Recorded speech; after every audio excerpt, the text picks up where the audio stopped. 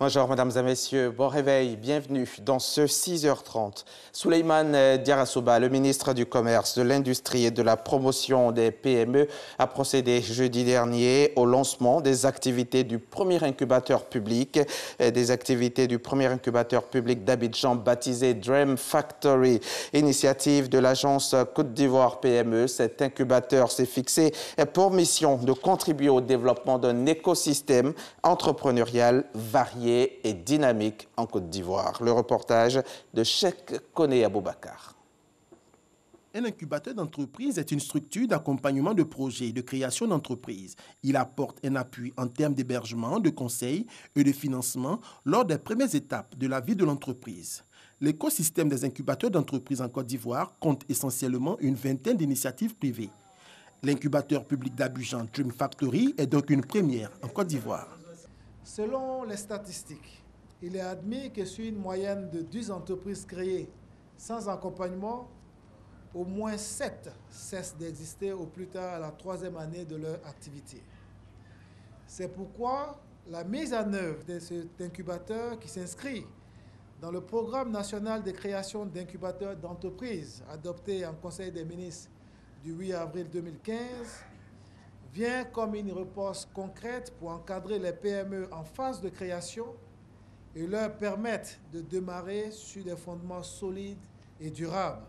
L'incubateur public d'Abidjan a établi son champ d'action autour de 3 axes stratégiques: le développement de programmes d'incubation et d'accélération, l'organisation de séances de coworking et enfin un service de domiciliation et de location pour les entreprises déjà existantes.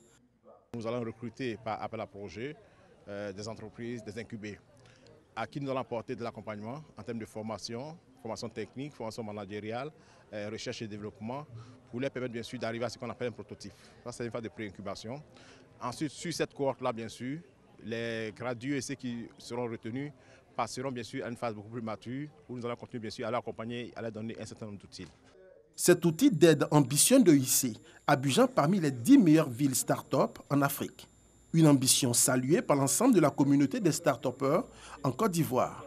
Il y a vraiment une volonté politique au niveau de l'État de vouloir vulgariser tout ce qui est incubation, tout ce qui est innovation, tout ce qui est start-up ici en Côte d'Ivoire. Donc le fait d'avoir un espace où des jeunes peuvent venir s'exprimer, où ils peuvent être encadrés, où ils peuvent être accompagnés, vraiment ça nous fait chaud au cœur. C'est vrai qu'il y a beaucoup d'initiatives privées, mais de savoir qu'il y a une initiative privée et publique qui depuis 2015 avait déjà été annoncée et est maintenant réelle, c'est intéressant à savoir. Cette cérémonie de lancement des activités de l'incubateur public d'Abidjan a été accompagnée de la présentation des résultats de l'étude Orange Corner sur l'écosystème des startups. Une étude financée par l'ambassade du Royaume des Pays-Bas en Côte d'Ivoire. Étude qui invite les gouvernants à lever tous les obstacles au développement d'un écosystème des startups. Quelques heures après la mise en place du dispositif de soutien au financement des PME initié par la BCEAO, la Banque centrale des États de l'Afrique de l'Ouest, le secrétaire chargé de la promotion des PME, le secrétaire d'État donc Félix Anoblé, a parrainé le lancement de la caravane de formation des acteurs du secteur. Cette caravane, orientée principalement vers la promotion du genre et l'entrepreneuriat féminin, donnera la possibilité à 100 000 femmes de toutes les régions de Côte d'Ivoire de renforcer leur capacité de management. C'est ce que nous dit notre reporter Lonsine Bakayoko. Cette caravane de formation à l'entrepreneuriat initiée par la Fédération ivoirienne des PME vise à faciliter l'autonomisation des femmes dans différents domaines d'activité de la vie socio-économique. Élément clé de cette formation, le montage de plans d'affaires, l'éducation financière et les critères d'accessibilité aux différentes ressources financières disponibles. Ce que nous avons appelé la journée de la femme, du financement de la femme à Abidjan, nous avons été dépassés, M. le ministre, par l'engouement que cette journée avait présenté. Et tout cela nous a montré à quel point le sujet était pertinent et à quel point les femmes y étaient sensibles. La grande tournée qui s'étalera jusqu'en 2020 avec des périodes d'évaluation et de recadrage prendra en compte au moins 100 000 femmes issues des 31 régions de Côte d'Ivoire. La volonté que nous avons, c'est de faire en sorte que nous puissions voir véritablement les PME être le moteur véritable de l'économie de la Côte d'Ivoire. C'est un challenge pour nous et nous voulons réussir ce challenge. Ce lancement a également été l'occasion d'installer un organe consultatif dénommé Collège de la Caravane. Son rôle, chapeauter et superviser la tournée, soutenue notamment par le Fonds d'appui aux femmes de Côte d'Ivoire, FAFSI, la Banque mondiale et le Programme des Nations Unies pour le développement, PNUD. Politique d'emploi et réduction des inégalités en Côte d'Ivoire, quelle stratégie pour l'émergence? Voilà le thème du forum organisé vendredi dernier par la CAPEC, la cellule d'analyse de la politique économique du CIRES. L'objectif était de proposer des solutions aux problèmes d'inégalité et d'emploi en Côte d'Ivoire. Le forum s'est déroulé dans la commune du Plateau en présence de notre reporter Jean-Jacques Kwameala. 4 communications ont été prononcées au cours de ce forum. Les conférenciers sont unanimes. La Côte d'Ivoire, depuis 2011, a enregistré un taux de croissance entre 8 et 9%. Cette embellie économique n'a pas permis de juguler le chômage et la pauvreté, créant des inégalités. Pour les conférenciers, si le pays veut aller à l'émergence, il faut rehausser la contribution du secteur privé dans l'économie, estimée en 2017 à environ 12% contre 25% dans les pays émergents. Cela passe par des réformes au niveau de l'environnement des affaires et surtout une meilleure adéquation dans la formation, compétences et emploi. Si on veut trouver du travail aux jeunes diplômés, il faut une transformation structurelle de l'économie, à commencer d'abord par le secteur agricole où des experts manquent sur le marché du travail. Et au titre de ces compétences-là, nous avons des experts en agriculture qui manquent, alors que la Côte d'Ivoire est un pays potentiellement agricole. C'est l'amélioration de l'environnement des affaires qui permet d'attirer beaucoup plus d'investissements et de capitaux afin de financer le développement, de créer des structures, de créer des entreprises et de créer des emplois, de distribuer des revenus et de favoriser la réduction des inégalités.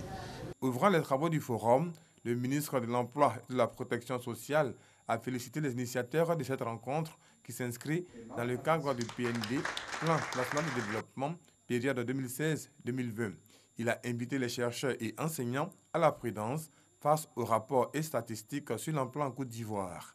La problématique de l'inégalité reste complexe du fait de la diversité des sources et des supports d'appréciation. Cependant, avec les efforts du gouvernement, notamment dans la mise en œuvre du PND, les inégalités dans de nombreuses dimensions sont en baisse depuis 2012. Ce forum a été financé par la Banque africaine de développement BAD à travers la Fondation pour le renforcement des capacités en Afrique ACBF. Les conclusions de ce forum sur la politique de l'emploi et la réduction des inégalités en Côte d'Ivoire, quelles stratégies pour l'émergence seront remises au gouvernement. L'Organisation internationale pour la migration, en collaboration avec la Direction générale des Ivoiriens de l'extérieur, a procédé cette semaine au rapatriement de 154 Ivoiriens candidats à l'immigration clandestine et installés illégalement en Libye. Vous allez le voir, la Direction générale des Ivoiriens de l'extérieur a profité de l'occasion pour faire le bilan de ses activités dans le cadre du retour volontaire des immigrés clandestins. Le reportage est signé Ahmed Traoré. Il est commenté pour vous par Herman Guivet. Chérif Tidiane Mohamed, anciennement élève en classe de 3e et habitant la commune de Port-Bouët, a dû abandonner ses études, faute de moyens financiers. Un an durant, il a vécu en Libye, en espérant rejoindre l'Europe par la mer. Une expérience qui n'a pas été à son goût, une expérience dont il garde un mauvais souvenir. En Libye, une fois de travailler, ils ne nous payent pas. En Libye, quand tu travailles, l'argent que tu mets dans ta poche ne t'appartient pas toi seul. Si tu gagnes 1000 dinars, ça fait 100 000 francs CFA. Tu es obligé de mettre 1000 dinars encore dessus pour que ça puisse transférer au pays. Comme si tu payes 200 000 francs. Donc c'est mieux de travailler au pays. Ce que tu gagnes, c'est ça que tu bénéficies. Il fait partie des 154 personnes volontaires au rapatriement dont l'avion vient juste de se poser sur le tarmac de l'aéroport Félix Houphouët-Boigny d'Abidjan. Comme lui, tous ceux qui étaient de cette aventure en Libye sont heureux de retrouver leur terre natale. Isiaka Konaté, directeur général des Ivoiriens de l'extérieur, a saisi l'opportunité pour dresser le bilan des activités menées en faveur du rapatriement des immigrés clandestins. Un 13e vol avec 154 personnes à bord. Alors, nous avons 132 hommes et puis 22 femmes. Et nous avons un cas assez dramatique, une jeune fille dont la mère était décédée, qu'on a pu retrouver. Donc le retracement familial est en cours. Les procédures vont se suivre avec l'OIM pour permettre de remettre la petite fille à sa famille. Donc c'est une opération qui se poursuit. Nous sommes aujourd'hui à 3749 personnes revenues sur 13 vols charter, le 6e de l'année 2018. C'est autant d'efforts qui sont faits par les partenaires internationaux et le gouvernement de la République de Côte d'Ivoire pour venir en appui à tous nos ressortissants qui se retrouvent en situation d'extrême détresse en Libye. Une somme de 165 000 francs et des denrées alimentaires ont été remis à chaque migrant par l'Organisation internationale de la migration OIM. Ils seront suivis en vue d'apprendre un métier pour se prendre en charge.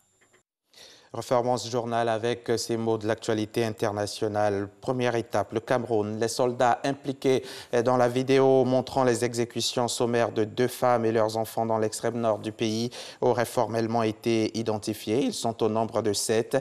Ils ont été mis aux arrêts et sont désormais entre les mains de la justice militaire. Cette vidéo avait circulé sur les réseaux sociaux et suscité l'émoi au niveau international. Les autorités camerounaises avaient commencé par nier son authenticité avant d'ouvrir une enquête. Au Zimbabwe, la date de la cérémonie d'investiture d'Emerson Mnangagwa a été suspendue. Le président sortant avait remporté la présidentielle le 30 juillet dernier et devait être investi ce dimanche, mais les résultats avaient été contestés par l'opposition qui a déposé des recours. La cérémonie d'investiture est donc suspendue le temps que la Cour constitutionnelle tranche ce contentieux électoral. Voilà qui marque la fin de ce journal. Merci de l'avoir suivi. Bonne suite des programmes sur RTI.